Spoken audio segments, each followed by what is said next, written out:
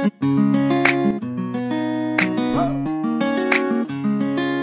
and welcome to another episode of Her Hoop Stats Unplugged. As always, you are here with Megan Gauer, and it has been another crazy couple of weeks in NCAA women's basketball. Lots of upsets, lots of things changing in the top 25. So definitely an exciting time in the start of the season this year. Today, we're going to talk a little bit about all those upsets and things going on, and also about the UConn-Princeton game and the Ivy League hoops. To do that, I am here today with longtime friend of the show, Ivy League reporter for The Next, and former Her Hoop Stats team member, Jenn Hatfield. Just a quick note before we get the episode started. We did record this on Monday before UConn announced that their sophomore guard, Azzi Fudd, will miss 3 to 6 weeks with a right knee injury, which she sustained in Sunday's game against Notre Dame. So Fudd will not be playing in the upcoming Princeton or Maryland matchups that we allude to on this podcast. Hey, Jenn, how are you doing? I'm good. Thanks for having me. Always good to be back on the podcast with you. Glad to have you back on, and in exciting news, Jenn is also coming to Connecticut this week for UConn-Princeton, which is a lot of what we're going to talk about today, of course, but very excited for that as well. So double dose of Jenn for this week for me, at least. And my first time in Gamble. Very, very excited to be at that game and to hang out with you. Yeah, it should be fun. I'm also excited for that game. Also, I feel like first time in Gamble should be fun this year because the UConn student section has been absolutely insane for the women's games, which is kind of fun to see. So that'll be a good time. Love a good student section. Yeah. So yeah, we're going to talk a little bit, of course, about UConn-Princeton, which is on Thursday, some about the Ivy League, and then some just general chaos of things that have happened in the last few weeks because it has been crazy. I feel like it started with like the Thanksgiving week tournaments, and then it just continued to spiral into craziness since. Yeah, the top 25 looks very different than it did 3 weeks ago, so definitely lots of stuff happening. But maybe starting off with Princeton, fell out of the top 25, one of those teams that was in at the start, not quite in there yet, but still 4-2 on the season, making a trip to Connecticut to play head coach Carla Berube's former team where she played at UConn. So that I feel like is one of the most exciting parts of this matchup. It should be kind of a fun homecoming for her and a great story there in terms of her bringing her team back to play at Gamble. Yeah, definitely. She's talked a little bit already about just how, Gamble still feels like home to her. And she's actually coached there like 20 years ago when she was just starting as an assistant at Providence. But she coached at Division III Tufts for a long time. And so this will be her first time there as a head coach. And really just looking forward to seeing, the reception she gets and how her team plays. Yeah, definitely. I'm sure she'll get a warm reception from the UConn fans, at least before the game, and then maybe not so much during, but yeah, that should be fun. And I mean, I think Princeton still, even though they've fallen off a bit, still a good team. They've, like I said, 4-2, those losses coming to Villanova and Texas. So both teams that have been amongst the rankings.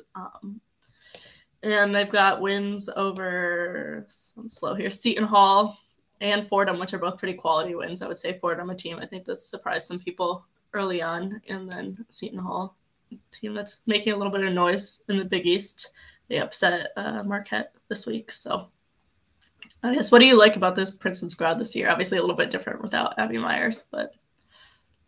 Yeah, it's definitely a squad that's a little bit more in flux maybe than we expected at the beginning of the year. And I think that's shown in their kind of tumble out of the rankings, right? Some places had them as a top 20 team entering the season, and that's a little bit higher than what they've shown.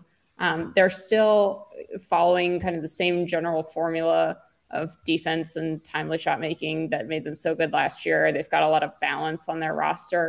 But they're still figuring things out a little bit, and they don't look as convincing yet as they did last season when they were just stomping people, with a lot of help to Abby Myers, and not only her scoring, but kind of the swagger that she carried herself with. So they're replacing Abby, but they're also kind of shifting pieces around her. So Abby played mostly the 3, could slide to the 2, could even handle the ball if they needed her to, but she didn't really need to. So she mostly played the 3, and to replace her, instead of slotting in another 3, they've moved their 4 down to the 3, moved their 5 to the 4, and have slotted in a new 5. So they have 4 starters back, but they're kind of rearranging how they all play together and working on some new things in their offense that have them looking just a little bit, they still are developing that chemistry. And then a couple of their shooters have had a little bit of slow starts. So they still look good. There's no reason to think that they are not at least a top 2 team in the Ivy League.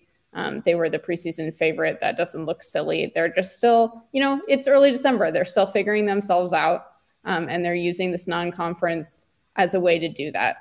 Carla's never been afraid of taking losses in non-conference play. She sees the bigger picture. And so, they're just not as dominant yet as they were last year, but they can get there. Definitely. And obviously UConn is going to be a tough matchup for them, but a good test as well to kind of really see where this team is at currently. I feel like from UConn's perspective, probably the biggest threat that they have to worry about on this Princeton team is Caitlin Chen, who's leading them in scoring so far this season.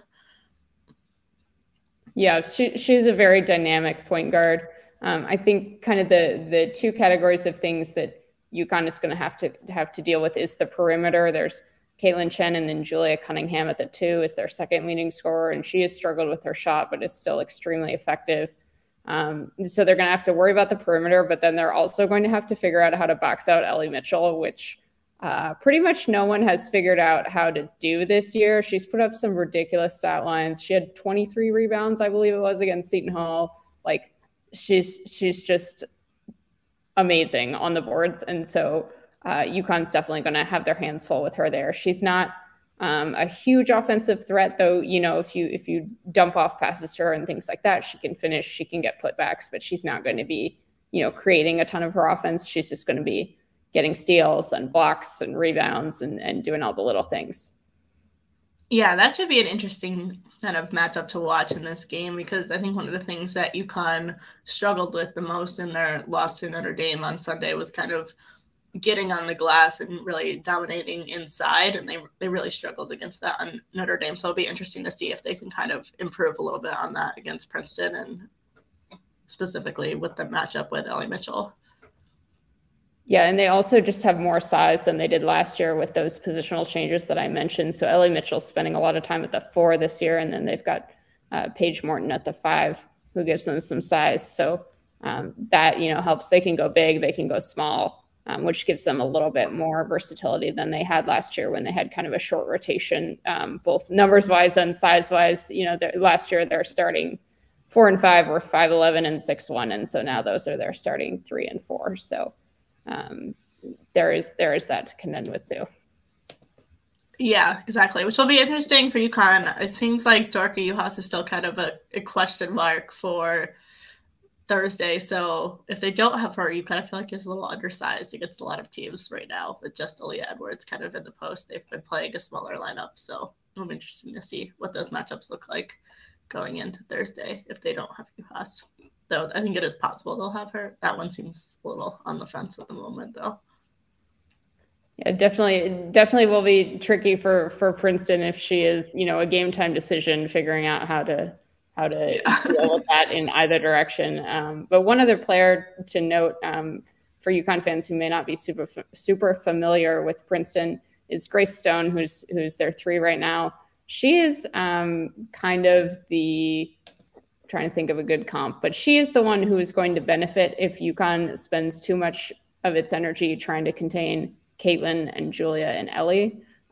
She can hit 3s, she can work inside, she can be another ball handler. Last year when she was playing the 4, she often brought the ball up to relieve pressure because no 4 is going to pressure her 94 feet, right? So she is a Swiss Army knife. She can do everything. She started her career at Princeton as a guard. Then she became a forward last year, and now she's back to a guard. So she can truly do it all. And so she's one that you want to make sure that you don't quite, ignore entirely, because she will make you pay for that. Definitely. I think that's going to be a good chance for UConn to see kind of, again, have to guard most positions on the floor, which always makes the defensive matchup a little challenging. I guess from a UConn perspective, we should also talk about the fact that Easy Fudd, I think it sounds like, is playing in this game from everything we've heard so far. What Gino said after the game against Notre Dame is that it was mostly precautionary and to be on the safe side, and that everything was pointing to her playing on Thursday at this point. So for, I guess, just fans of the game in general, I think that's a good sign. I don't think we want any more top players out this season. So hopefully that is true, and we will see her back on the court on Thursday. But I think from a UConn perspective too, coming off that loss, I'm sure there's things they're going to be working on specifically from what went wrong in Notre Dame, mainly their inability to shoot the ball at times in that game. So that should be interesting to kind of see if they can kind of correct some of those things against Princeton. Yeah, well, Princeton has had some of those moments too where they can't shoot the ball super well. So it'll be interesting to see who gets hot and who has some dry spells. Look for Julia Cunningham to probably start on AZ would be my guess. She is their perimeter defensive stopper, but Grace Stone is also really, really good defensively and could take some shifts. I mean, no one on Princeton who plays is bad defensively, but that would be what I would expect from a matchup standpoint. Yeah, definitely. I'm looking this up as I'm saying it, but being you said that Grace Stone has played at the forward, is she a little taller? She's 5'11". She's the one who was the 5'11" 4 player last year. So a little bit though, because I feel like in the few minutes that we did see AZ Fudd against Notre Dame, they had Sonia Citron on her, who is a little taller, and it kind of disrupted AZ on the perimeter more than I think we've seen her be disrupted so far this season. So I wonder if Princeton will try to do something similar at times. Yeah, and Julia has good size too, so they can really kind of hand her off as needed. So Grace is just a little bit probably bigger, stronger a little bit. If they need to like body her up a little bit more, Julia's pretty wiry, but both of them have length at least that you can put on her if you want to. Yeah, definitely. So I think those matchups will be interesting. What about from your perspective, ton of things that if Princeton was going to pull off, I think it would be quite the upset. I think that's fair to say. What would they have to do right against this UConn team? Yeah, I think one thing would just be getting off to a good start. So, which sounds obvious, but last year, Princeton was known for suffocating you in the first quarter with its defense. Like it literally gave teams 2 points in the first quarter or 4 points in the first quarter. And they haven't really done that yet this season. They've been good defensively, but they haven't been like best in the nation defensively. And I'm not saying that I expect them to hold UConn to 2 points in the first quarter, but I think having a really strong defensive first quarter and kind of settling in and not getting hit with a UConn run to start the game would be a really important thing to come out with the win. Staying out of foul trouble is going to be important. They do have some players that Carla's comfortable playing off the bench, but they don't go super deep. Last year in the NCAA tournament, when they lost by a point to Indiana to miss out on a Sweet 16 date with UConn, they had foul trouble to both Abby Myers and Caitlin Chen. And so that cost them there. And you know, I think anytime we go to a game, right, we don't want to see it affected by foul trouble. And I think that's going to be key on both sides too. You know, you don't want Aaliyah Edwards getting in foul trouble, particularly if Dorca's not playing. But, you know, keeping Ellie Mitchell on the floor, keeping Caitlin Chen on the floor, keeping Julia Cunningham on the floor, like they're going to need to ride with their best players, and they're going to need them to be able to be aggressive without having to play with a hand tied behind their back.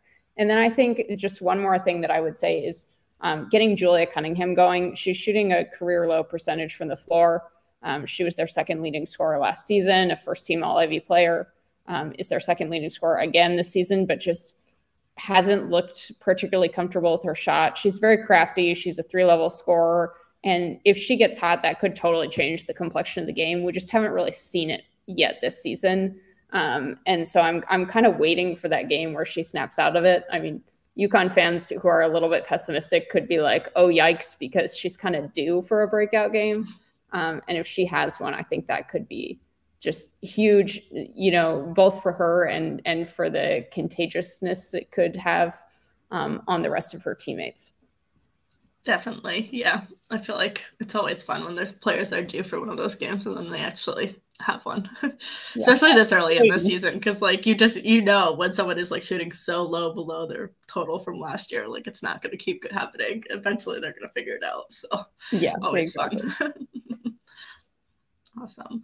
Well, maybe let's talk a little bit more around the Ivy League too. I know Princeton is not the only team that you're excited about this year. There's another team that maybe is even becoming a bit more of a favorite than Princeton to win the Ivy League. So you want to tell me more about Columbia?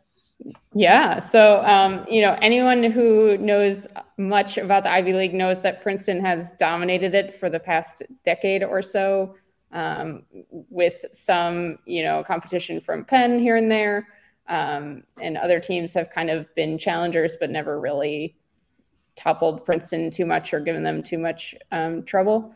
But last year, Columbia started surging. Columbia, to put it simply, for most of their history, was a bad team. Didn't have much history to speak of. But alumna Megan Griffith came back several years ago as the head coach, and she has methodically built them into what was last year a 12-2 Ivy League squad in the regular season. Second place, only losses were to Princeton. Went to the Elite Eight of the WNIT last year, including a win over Boston College. Oh, and they return everyone except for their third string point guard this year and have looked fantastic. This is also going to sound like a hot take. I think they've looked better than Princeton so far this season. They look more cohesive, look like they have better chemistry, which makes a lot of sense, right? Princeton lost Abby Myers. Columbia returned basically everyone. But as of right now, Columbia looks like the team to beat. They just beat Miami in Miami to win the Miami Thanksgiving tournament. How many times can I say Miami in the same sentence? But yeah, they've just got a lot of stars. All 5 starters are in double figures, which is pretty awesome. And they lead the nation in total threes made as of right now with exactly 100.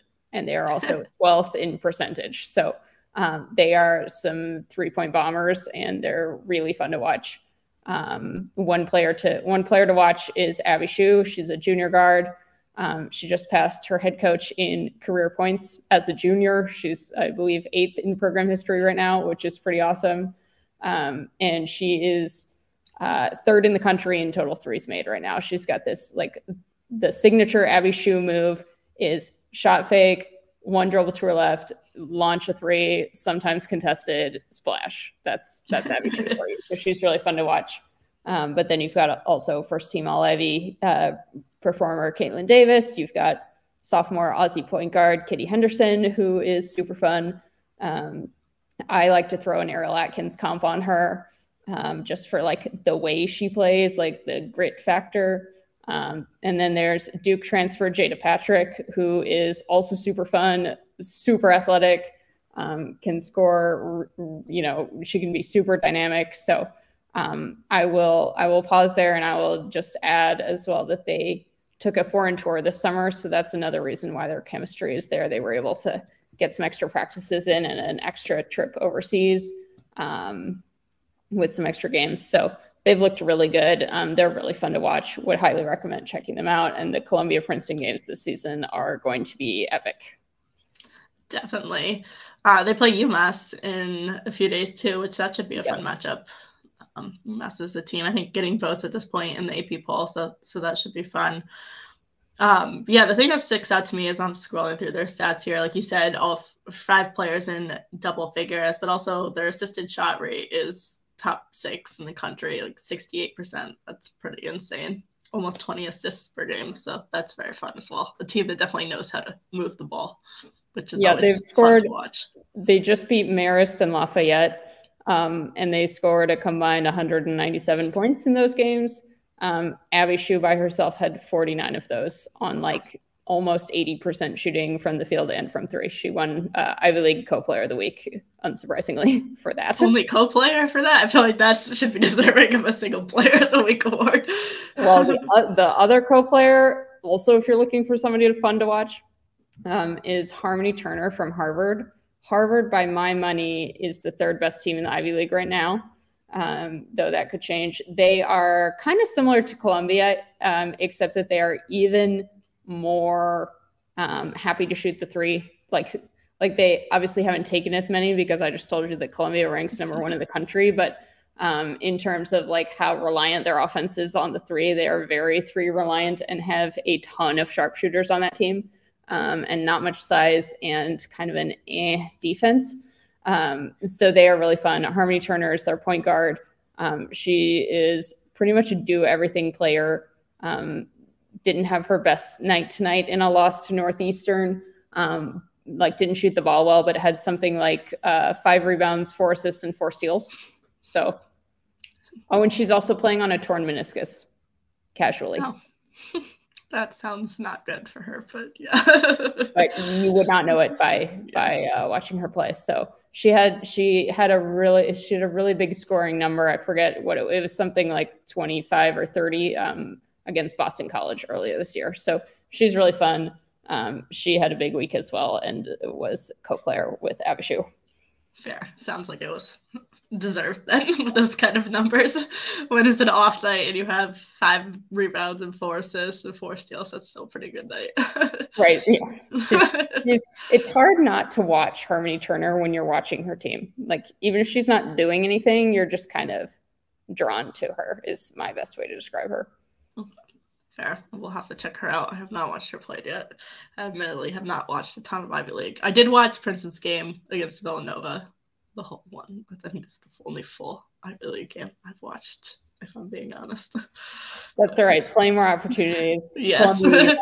Columbia UMass is going to be really good this Saturday. Yeah, no, definitely going to bookmark that. That should be a fun one. And we'll obviously be watching Princeton on Thursday. So Harvard UMass was really fun earlier in the season. UMass won, but it was tight throughout. It was back and forth. It was rowdy and Levites. Like, it was a really solid game. So yeah, those are kind of the top 3 right now. And Penn and Yale are in some order my 4 and 5 right now, and could both contend for the Ivy League tournament, but are kind of still figuring things out, especially on the offensive end. Though Yale almost beat Syracuse this weekend, led by something like a dozen in the first half, but coughed it up in the second half. So, with the net rankings coming out today, half the league was in the top 120, which is the top third of the country. So it's going to be a fun league to watch this season for sure.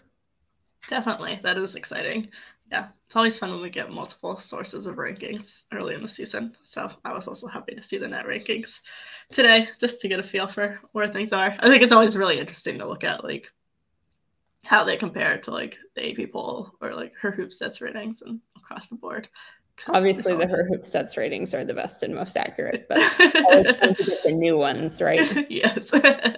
Yeah. No, I just always think it's because, like, they're so different, right? Like, everyone uses different things. So, like, her hoop stats is different, and then obviously the net is different, and then the AP poll is obviously extremely subjective, but still a good way in some ways to measure things. So it's always... Yeah. Speaking of how different they are, I was just looking at this earlier. So in the net, Columbia is ranked 31st. Which is the second best of any mid-major team. And Princeton is at 74. But in the her hoop stats ranking, it's, I forget the exact numbers, but one of them is like 43rd and one of them is like 44th. They're like right next to each other. So we will see when they play each other whether it looks more of the spread out variety or more of the neck and neck variety. Yes. It will be interesting to see. Yeah, I feel like there's a lot of teams like that where they're like either very close in one or the other, or like just totally different, or like where they are, the AP poll just like does not align at all with the metrics. It's also amazing in both directions. Like LSU being like 5 in the net is ridiculous, but it is what it is. Early season rankings chaos, right? Yeah. But yeah, fun stuff happening everywhere. Well, okay, so you've also been to a few top 25 games. You were out in St. Louis for when Notre Dame played Cal. You're also down in Florida for that Maryland DePaul game. I kind of want to start with Maryland because they're a team that I just quite frankly cannot figure out how good or not good they are. Yeah. I mean, yeah, I've seen Maryland for the 3 times live this season, and I'm still not sure.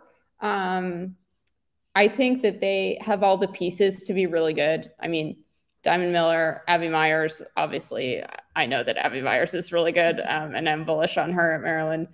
Cheyenne Sellers, they have all these pieces, and I think it's just a matter of like how many of them are on a given day. Lavender Briggs is a really good player who struggled a lot this season. You know, they've got some talented freshmen. I feel like I'm forgetting somebody, but they've got a lot of talent on that roster. And they're still just kind of fitting themselves together. I think sometimes when you look at all that talent, you forget how new it is playing with each other. Like Diamond's really the only like long-term vet on the Terps who plays a ton. I mean, Faith Masonis has been there a long time too, but she was out with the ACL for a while. So everybody's kind of fitting together. And I don't think they've found the best version of themselves yet. I don't think they've settled into which lineups are the best versions of themselves yet. There are times when they look really good, particularly when they can get out in transition. They have a press that's worked pretty well when I've seen them, and then they can look like they really get in a routine. Other times they don't look as locked in defensively, or they're not moving as well offensively, and it just gets a little bit stuck. And so, you know, I think that they kind of like what I was saying about Princeton, they just need more time together. And maybe it's a little bit harsher toward them because they are the brand name Maryland, and they were, you know, a top 25. Well, so was Princeton, but you know, they were they were a perennial top 25 team, and we're again entering the season. And so I think it probably like their struggles like look harsher in that light, but I think they're relatively normal. I don't know if they're going to win the Big Ten. I don't know how far they're going to go in the NCAA tournament, but that's like at least a decent team, and I think they're a good team. And on nights when Diamond Miller is scoring 30, they can look like a really good team. Yeah, exactly. I feel like it's kind of been a lot of up and down. Like you have the Notre Dame win this week, obviously a very good win on the road at Notre Dame, and then the Baylor win, which is a solid win. Even like that South Carolina game, they looked, I would say, solid for a lot of that game. Like, yes, South Carolina won it by 25, but like that's just what South Carolina's gonna do to a top 20 type team. So I don't think that necessarily like says anything bad about Maryland. I thought they played them well, especially in the first half, and then South Carolina kind of just took over at the end.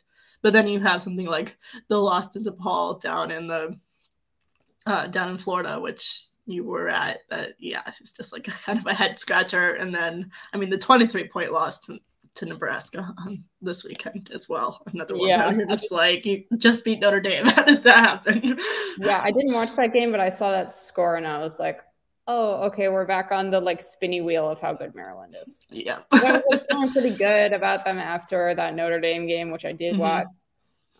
But yeah, wow. Was not expecting a 23-point loss to Nebraska, which no shade to Nebraska. It's really the margin that astounded me. Exactly. I think they could have lost that game and you would have been like, all right, like Nebraska was a top 25 team at some point, but to lose it by 23 is it's confusing after watching them beat a Notre Dame team that went on to beat UConn by 14 this weekend. Good thing their schedule gets easier, right? Oh wait.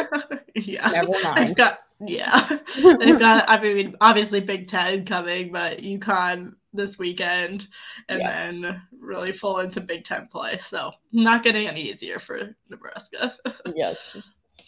I will be at the UConn Maryland. Yeah, I will be at the UConn Maryland game. So really curious to see, really both games, UConn Princeton, UConn Maryland, what we get from everybody really. I mean, even UConn, they have question marks that we want to see, and particularly if they have to play without some of their pieces. So excited to see what we learned from this week overall.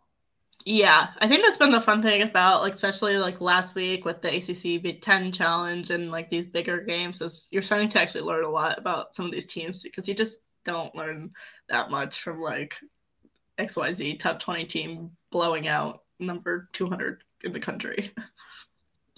Northwestern East Alien State. Yeah, exactly. There's been a lot of that, and I'm over that. I'm ready for like things that we actually learned stuff from. I don't think there's any, like, I don't care how many points you beat, like, that team by, it still doesn't, like, give us that much of a picture into what you would look like against the top 25 team.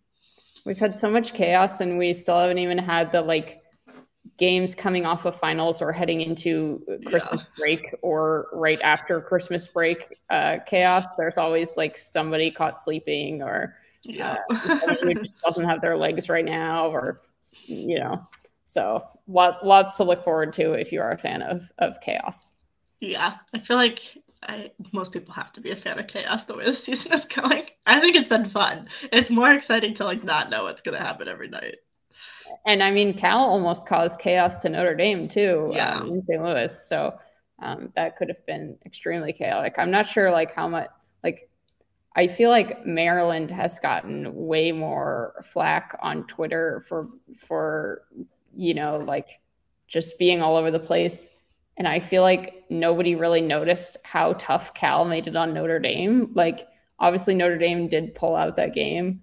But I was like, wow, I expected something reasonably competitive, but I didn't expect Notre Dame to be, like, really, really sweating at the end of the game. So definitely. I feel like they're a team too, like, as much as I do think Maryland played better against them, like, I was still kind of surprised that they lost that game to Maryland. And then on the flip side, they go and beat UConn by 14, even without whatever pieces UConn didn't have. They still beat UConn by 14 on Sunday. So it's kind of like two upset results as well. And I think the thing for them is that against Maryland, I think they struggled to get things from kind of some of their players that aren't the stars of the team. And then they struggled to get things inside as well. Like, Lauren Ebo did not have a great game against Maryland. She had a great game against UConn. That was a big piece of it. And then Maddie Westfeld as well against UConn was able to, like, step up and hit some big shots. And I think that was kind of the difference maker. But I don't think we've seen those pieces be consistent yet for Notre Dame. And I think that's where the big question mark is with them at this point. Mm-hmm. Definitely. Yeah. And then, I mean, for UConn too, I think we saw a lot of question marks in that game, obviously, as well. But yeah, it'll be interesting to see kind of how they look against Maryland as two teams with very different question marks and lots of question marks. Also, can I just say about the Notre Dame Cal game, that was, like, super fun because both coaches are from St. Louis. And so, like, a large point of the game was to bring them home. Like, we need more bring coaches home games. Like, it was super fun. It was also the first women's basketball game live on NBC. 2 Black female head coaches and all Black female broadcast crew. So it was, like, historic all around. But it was, like, super fun, not only for the coaches to come home, but in talking to all of the players on the teams, like, they loved bringing their coaches home and, like, having their coaches, like, show them, like, both teams practiced at their coaches' high schools, which is, like, another thing that we need to institute is, like, a general rule that needs to happen, because that was, like, extremely delightful. But, like, the players loved, like, you know, seeing their coaches get excited about, like, little things or, like, pointing out, like, my childhood house was off of that exit or things like that. It was just, like, super wholesome and really enjoyed it. And it didn't hurt that there were so many children in the crowd, just, like, screaming, wanting autographs, actually to the point that the Cal players who went first in the post-game press conference did not want to leave the autograph signing and had to get, like, pulled away and were disappointed to come talk to us because they were signing autographs. So, like, we need more of, like, all of that energy. The, like, on NBC, bringing coaches home, making little kids' hearts explode, like, all of it. Yeah, I agree. I love it. It's so much fun. Also, like, just the fact of, like, having a huge women's basketball game in a place that doesn't normally get big women's basketball games, I think is really important too. Like, getting to play in not, like, one of the 10 schools that usually draws, like, a huge fan base, and playing in other places is really cool as well. Yeah, and I mean, the Enterprise Center in St. Louis, which is pretty large, held the 2001 Final Four when Neil Ivey won as a player. That's a fun fact. They didn't fill it for that game this year, but that's okay. Yeah, that's okay. The teams had a great time. The fans had a great time. It was a great opportunity for the city of St. Louis. The coaches, high schools mobilized, like, a good chunk of the crowd was Neil Ivy's high school, like people who knew her, current students. It was wild. They held a pep rally for her with the Notre Dame band and cheerleaders and Leprechaun the day before her high school. Like, that's so bring cool. this energy like around the country. Yeah, I love it. I want to see so much more of it. I'm obsessed. It's very cool. Yeah, her players like watched all of this happen and they were like, wow, this is awesome. They were like literally like sitting in folding chairs on the baseline, and like all of these current high school and younger students were in the crowd, like had filled the entire bleachers in this tiny gym, and were absolutely going crazy for like everything the cheerleaders did. The Leprechaun was possibly their favorite person aside from Neil in the entire thing. It was just, it was great. They made shirts.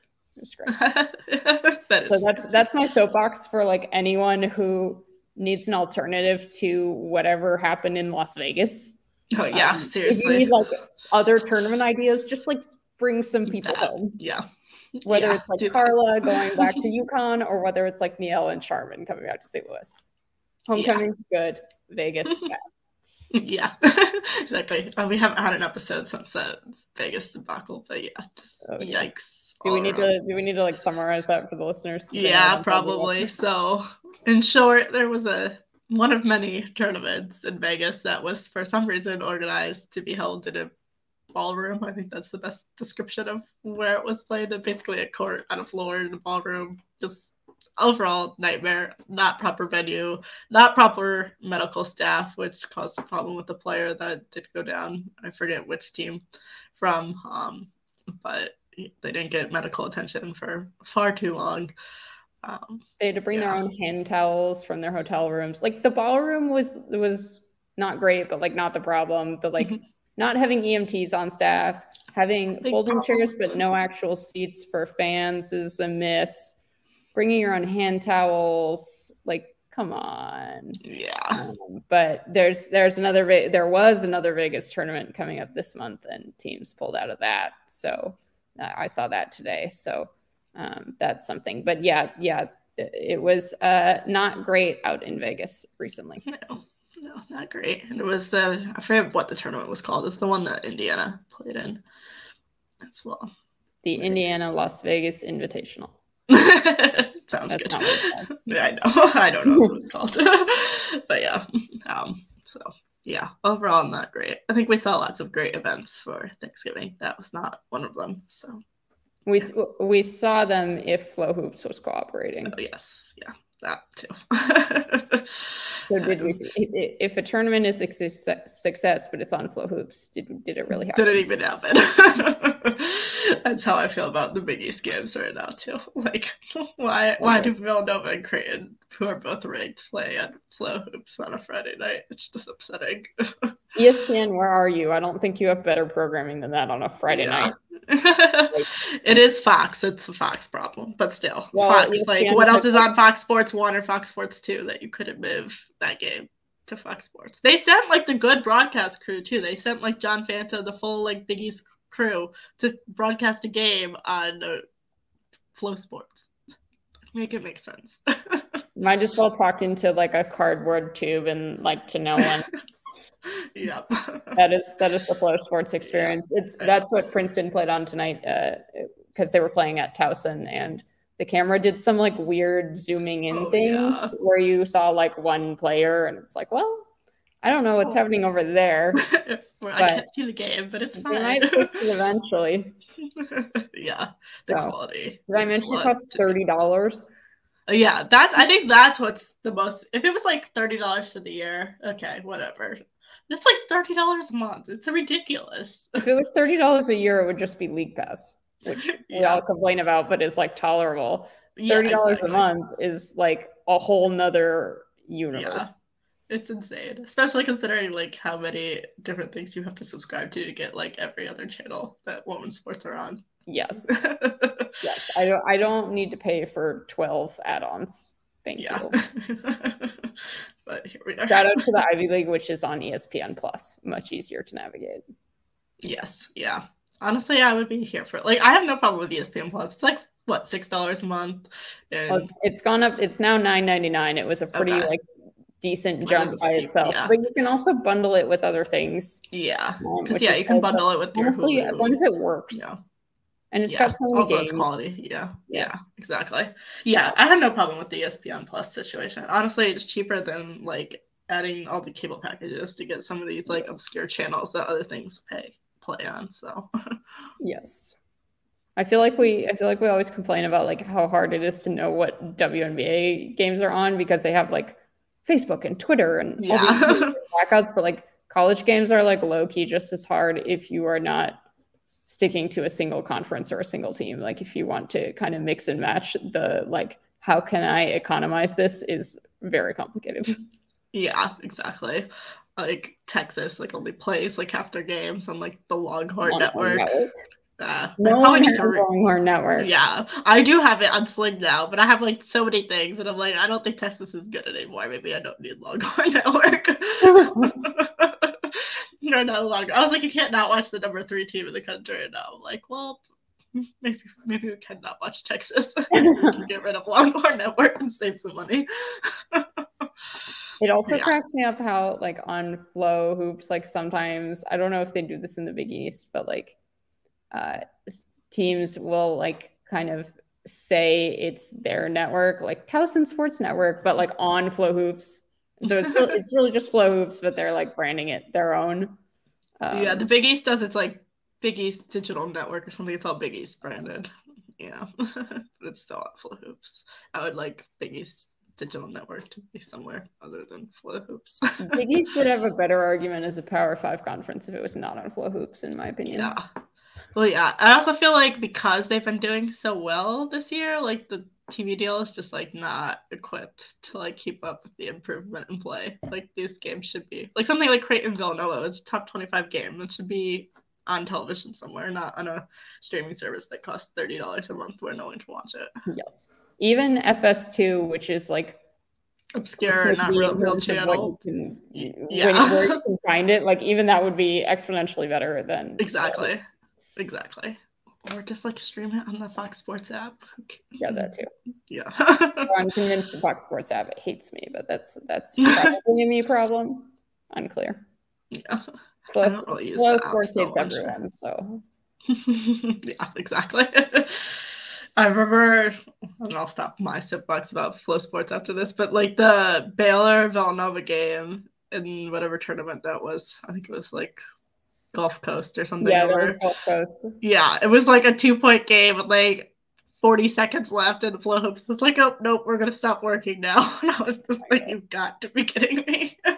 Fun fact, that was like 15 minutes away from where Maryland and DePaul played.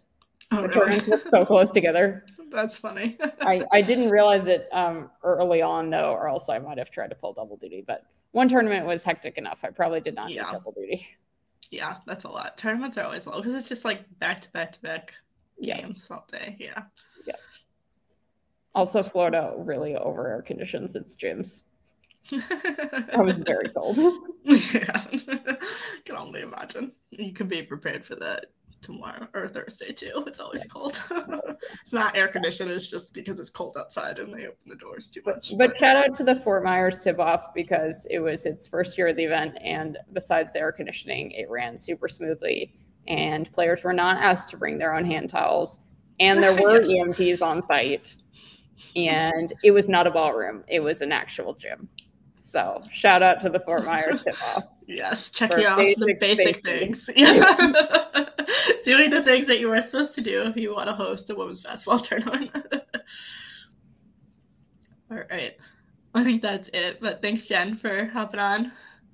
Yeah, thanks for having me. Looking forward to seeing you for Princeton, UConn, and everyone should tune in. It should be fun. Yes, definitely.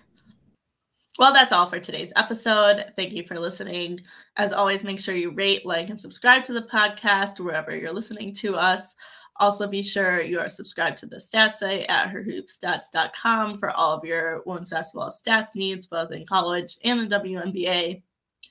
Also, be sure to be following us on social media at herhoopstats on all platforms and subscribe to our free newsletter on Substack for all of the best content in your inbox throughout the week.